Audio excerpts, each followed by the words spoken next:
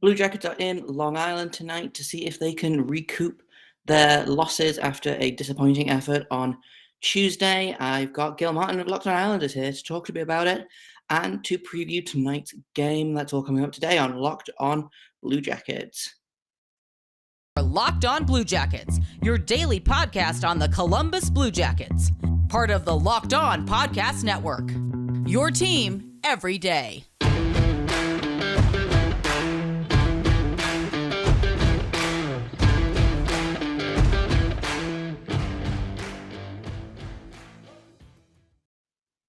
Hello and welcome to Locked On Blue Jackets. We're part of the Locked On Podcast Network, your team every day. I am, as always, your host, Jay Foster. Today's episode is brought to you by rockauto.com. Amazing selection, reliably low prices, all the parts your car will ever need, rockauto.com. Thank you for making this show your first listen of the day or your first watch of the day. Locked On Blue Jackets is free and available on all podcast platforms and also on YouTube. So make sure you like and subscribe over there. And like I said at the top of the show, today we are doing a little bit of a preview of tonight's game. We're looking at what went wrong in the last game. We've got Gil Martin of Locked On Islanders here to talk all about that and also about missing the playoffs for the second year running or for the first time in 3 years, depending on which team, and how we think our teams are going to look next season. So I will just get right into it. Blue Jackets and the Islanders faced off last night. They face off again tomorrow night, or tonight, I guess, as of the time of you guys listening to this. And so I thought we could do another Locked On crossover or a Locked On Squadcast, as a couple of us have started calling them. So I'm here with Gil Martin of Locked On Islanders. Now, the last time we talked, just before our teams faced each other for the first time this season, it was two very different teams than the ones we saw last night, I think. The Blue Jackets have really been struggling as of late, and the Islanders, who had kind of started off the season struggling, have really picked it up. I don't think either team's going to make the playoffs, which is something we'll talk about a little bit later on, I think. But first off, how did you enjoy the game last night? I expect you had a lot more fun than I did. Well, the first 5 minutes, I thought Columbus had the better of the play. They had the first, I think, 4 shots on goal. But then after that, the Islanders sort of took control for the rest of the first period, most of the second. It looked like the Islanders were comfortably up 4-1. And then third period, Columbus certainly had the better of the play. And the Islanders just kind of hung on. When Beauvillier took that penalty with a little more than 2.5 minutes left, I was like, oh no, not this again. The Islanders sort of have had a penchant for giving up goals in the last minute or so of periods this year. And I know Columbus has had a lot of come from behind wins and what have you. So I think Islanders Nation was sort of holding its breath, but they did manage to hold on. Good game for the Islanders for the first 2 periods, but the third period, it's like they took their foot off the gas and stopped skating. And Columbus certainly, took advantage and got back into the hockey game. What were your thoughts? Yeah, I was just looking up the shots actually just before we started recording, and I didn't realize. I think the shots in the third period were like 16-3 for Columbus, and I was like, because it felt one-sided, but sometimes I think things feel one-sided, but they're not actually that. But 16-3 is a pretty sizable gap. You say Columbus has a lot of come from behind wins, and I think that you can look at that as a good thing or a bad thing. Because if a come from behind win means they were losing for most of the game, and they've managed to find a way back into it and win the game, which could be a good thing because they won the game. But also you've got to look at why does this team need to come from behind? I think literally a third of their games this season have been come from behind wins. I think they lead the league. It's like 22 games this season have been a come from behind win. So I didn't love the game in general. The goaltending, which I want to talk about a little bit, and it's probably something we're going to talk about significantly in the kind of preview to tonight's game that we do in a little bit. But I think the goaltending struggled. I think the goaltending has been struggling for a while. And I mean, there's various reasons for that, but chiefly, I don't think Elvis is 100% healthy, and I think he's playing injured. I think he's been playing injured for a significant part of the season, and I think in the off season it's going to come out that he needs like major surgery for something, which is stressful and not ideal, and it annoys me when everyone's like, oh, let's get to the end of the season and let's see the injury list, and then it's the playoffs and it's like, oh, so and so had 2 separated shoulders and a broken lung, and someone else's foot fell off in the 3rd round and he kept playing, but that is a whole other thing for a whole other podcast. I didn't hate a lot of the game last night. I think that they had a good effort to, like you say, to try and come back. And I think there was it Patrik Laine took a penalty with like 45 seconds left. And I think, okay, that was maybe the nail in the coffin. But yeah, when you start the 3rd period down 4-1 and then the game finishes 4-3, I think, you've got to respect the effort and the tenacity, I guess, because it would have been very easy for the Blue Jackets to just kind of roll over and die, which is something we've seen them do a lot this season. So you have to kind of credit the mentality of, okay, we're down 3 goals, but we're not out yet. And also you've got to love Vladislav Gavrikov scoring 2 goals in 1 game, because he's our only defenseman that actually plays defense. And that first goal, I watched it happen, and then I realized who was like where on the ice. And I believe the 3 players down low were Jack Roslovic, who is a center, fair enough, and then both defensemen were about 6 feet away from the net, and then the 2 wingers were like up on the points covering them, which was just extremely funny. But yeah, that was my personal favorite moment of the night. I think was that opening goal by Columbus. What were your thoughts about, you didn't have your regular head coach? How, if at all, do you think that affected things? And what are the chances he's back for the game Thursday night? I mean, Columbus is notoriously tight-lipped about injury situations or coaching availability and stuff. It kind of came out of nowhere. I was really surprised to not see him on the bench. I think he'll probably be back, but I also wouldn't be surprised if he's not. And again, that kind of causes. I think that probably is not like a cause of the loss. But when you look at Columbus is a young team on the ice, but it's also, relatively speaking, it's a very young coaching staff as well. It's 2 guys that were AHL assistant coaches are the NHL coaching assistants now. And obviously this is Brad Larsen's first year being a head coach in the NHL. So I think it's when you take that out, you take this relatively young head coach out, you've got 2 very inexperienced assistant coaches running the show. And I think that was maybe that kind of had probably something to do with the loss, but not entirely to do with the loss. But it was, I don't know, it was a tough game to watch, I think. It was very, like you say, that penalty was for Beauvillier at the end, where you were kind of like, oh no, this obviously this is how it ends. Is that something that you've seen a lot from the Islanders this season? Obviously you said that they allow a lot of goals in the final period, but in terms of, and I feel like I've seen a lot of talk about Beauvillier taking needless penalties this season. Is that something that you think has started to become a pattern? Is that a team thing? Is that a Beauvillier thing?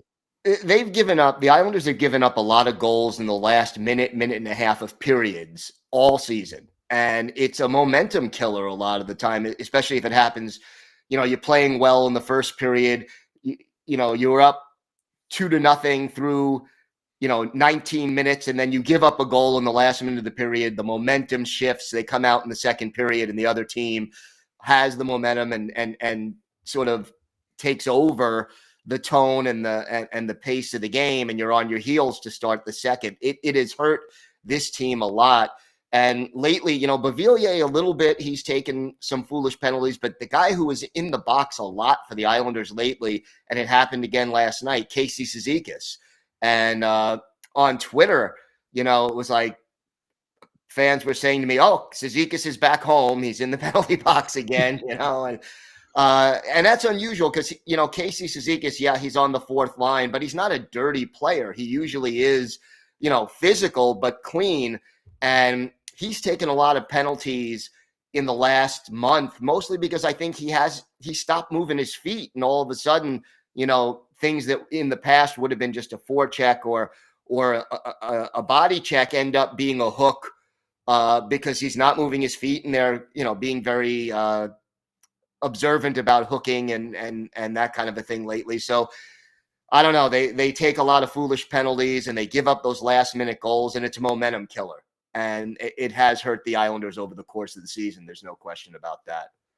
Yeah, the Blue Jackets are really in the same boat, I think. I've been joking a lot this season about how the Blue Jackets have taken a lot of penalties this season because they're like, well, we're not afraid of the head coach anymore. Obviously, with Tortorella gone, I think there's not that fear of if they make a mistake or if they take a dumb penalty, they're going to get stapled to the bench. So I've been joking about how they've been getting, 4 years of ice crime out of their system and have just taken a bunch of penalties.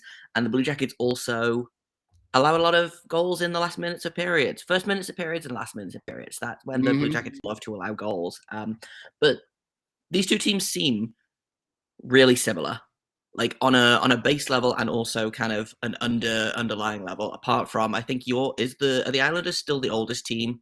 Yeah, in the league. Yeah. If not, they're very close. I believe their average age. Zdeno Chara is bumping that average way up, I think. Yes. But the youngest team versus the oldest team. But we're gonna talk about something else that they have in common in just a minute, and we're gonna talk about missing the playoffs for the Blue Jackets for the second year in a row, and for the Islanders, is this their first year missing?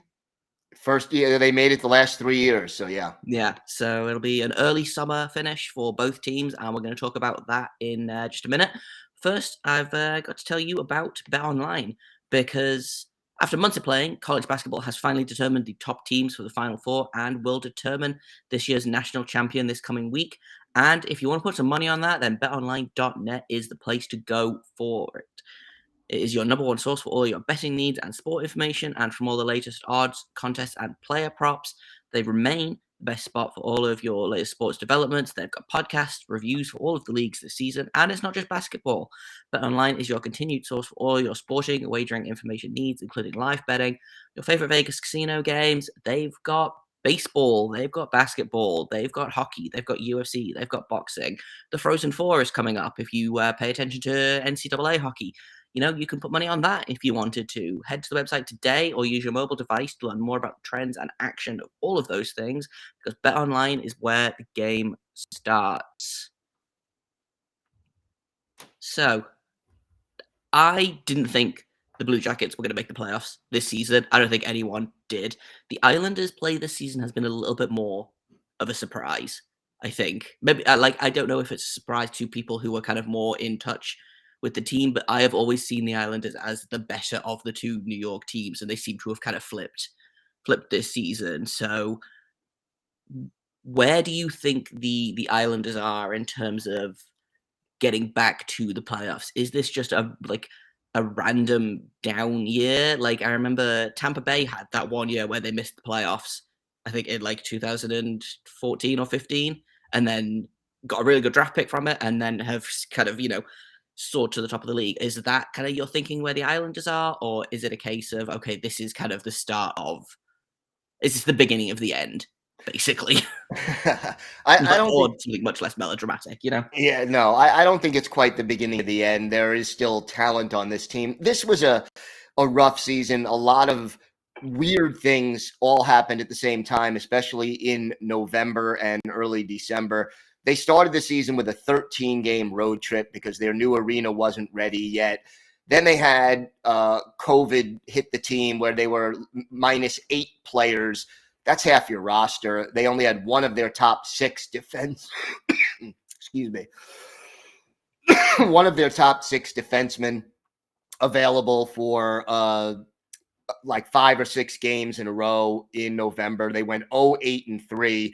Then they come home to the new arena, but there's no home ice advantage because they're not familiar with it. And then one of their top 2 defensemen ends up, supposed to be out 4 to 6 weeks, ends up being 8 weeks. You add all of that together, and it was just impossible to overcome the 0-8-3 late November, early December swoon. The other thing is, I think the Islanders, 2 years ago, they traded Devon Taves. This past year, they traded Nick Leddy. That's 2 puck-moving defensemen. Who did they replace those 2 with? Zdeno Chara. Now, Zdeno Chara is still a decent defensive defenseman, but at the age of 44 or 45, he's not skating the puck out of his own zone and starting the rush. He is not the transitional player that Nick Leddy was a year ago. So they only have one defenseman who's really adept at moving the puck in their top 6, and that's Noah Dobson. And Dobson, while he's playing very well lately, he's still learning the NHL game. This was a sort of a breakout year for him. So I think that those factors really caused the Islanders to stumble early in the year. Since everybody's gotten healthy again, they have been playing better hockey, let's say the last 2 months since I would say the Christmas holiday break. But by then they were, too far out of the playoff picture to really get back into it. And, they went, I believe it was 8-1-1 in their last 10, but Washington also went 8-1-1. So they didn't gain any ground. And it's very hard with the loser point in the NHL to make up a double-digit deficit in points in the standings. So if they make the right moves, this team, I think in the offseason, they need to get a puck-moving defenseman, and they need to get a 30-plus goal scorer. If they add those 2 things, they can be right back to the team that made the conference final the last 2 years and maybe even go further than that. How about the Jackets? Where do you see them in their development? You mentioned they're the youngest team in the league. So, how far away are they in your mind from playoff contention? Yeah, it seems really weird to say, like, considering where they are in the standings, they are, I think they hold the last spot just outside of the wild card spot. So like 5th in the Metro Division at the minute. And it seems weird to say this, but the only way from here, I think, is up. I don't see this team getting worse unless Jarmo Kekalainen just fully loses his mind in the off season. But basically, it's, and again, sounding melodramatic, it's gotten as bad as it was going to get for the Blue Jackets. I think losing your captain Nick Foligno, losing your number 1 defenseman Seth Jones, losing a former 40 goal scorer in Cam Atkinson. 2 years ago, we lost future number 1 center, Pierre-Luc Dubois, and we've picked up some really good pieces in return. Obviously, Patrik Laine is ruining lives out here. I think he's got 50-something points in 45 games. He missed 2 months with an injury, and that does suck because I wonder what his season would have been like if he hadn't been injured. But that's kind of beside the point. The Blue Jackets are going to be a better team next season than they are this season. I think they're gonna get guys like probably Kent Johnson. I think is going to come, former 5th overall pick. They're probably going to get Kirill Marchenko over from Russia, who's very, very highly recommended or regarded. They probably are. They don't have Max Domi's contract anymore, so that's $5 million in cap space.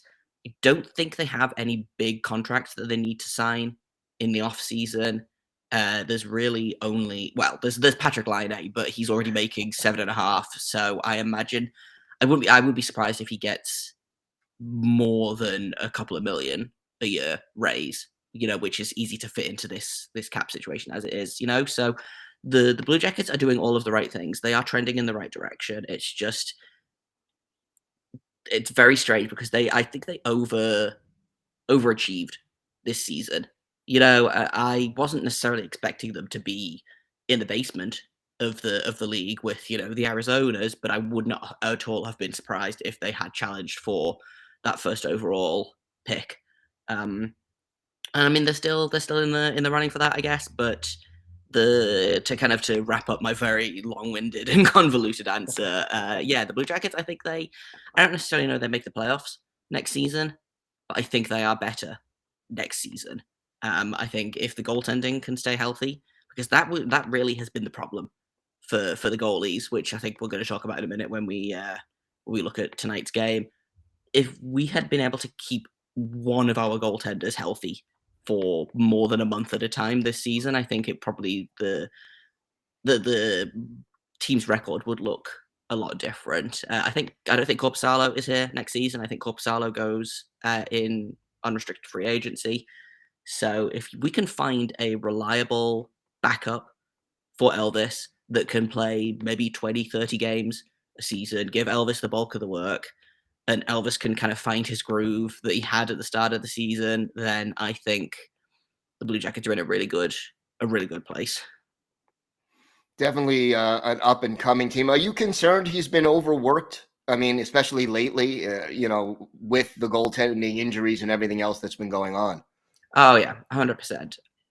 I was already suspicious that he wasn't fully healthy. He left a game a couple of weeks ago. I think it was against St. Louis. He left with like 13 minutes left in the period. Apparently his back locked up when he made a save. And like now that I am kind of on the brink of 30, I understand what it's like to have back pain basically every day of my life, you know? So and then Korpisalo played, I think, one game after that, maybe one or two games after that, and then the team shut him down for the season with a hip injury. He's getting hip surgery, which worries me a little bit because he's the second goalie in the organization to undergo season-ending hip surgery this year, which makes me worry that there's a fundamental issue with the goalie coaching staff that's causing these kind of injuries. But anyway, so they shut Korpisalo down, and I was like, well, obviously Elvis is coming back now. Like, they're not going to shut both of their goalies down. They probably should. Like, the season's lost at this point. Like, what do we gain apart from ruining our draft stock by going on a hot streak for the end of March and the start of April? So that's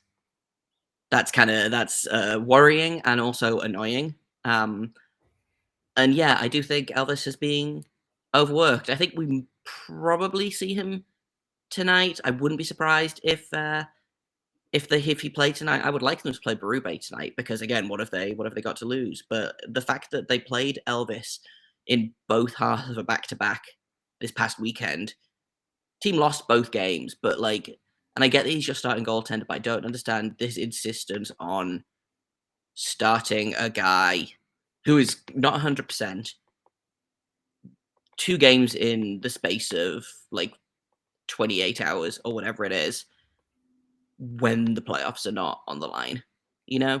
Like, if you don't want to shut him down for the season, fine, but I feel like I worry that they're going to do more harm than good at this point. Yeah, you don't want him to get more seriously injured, that's for sure. Exactly. But I think that's what we're going to talk about in a minute, actually. We'll take a look at tonight's game. We'll look at what the Islanders need to continue doing, what the Blue Jackets need to do better. That is all coming up next on this crossover edition of Locked On Blue Jackets and Locked On Islanders. And so, I feel like this is like the third or fourth time this season that the Blue Jackets have played the same team back to back in the space of like 2 or 3 days. So at least they'll be familiar with each other. But what do you want to see from the Islanders tonight? Is there anything that they didn't have on Tuesday that you want to see from them? What aspects of the game from Tuesday do you want to see them carry into tonight?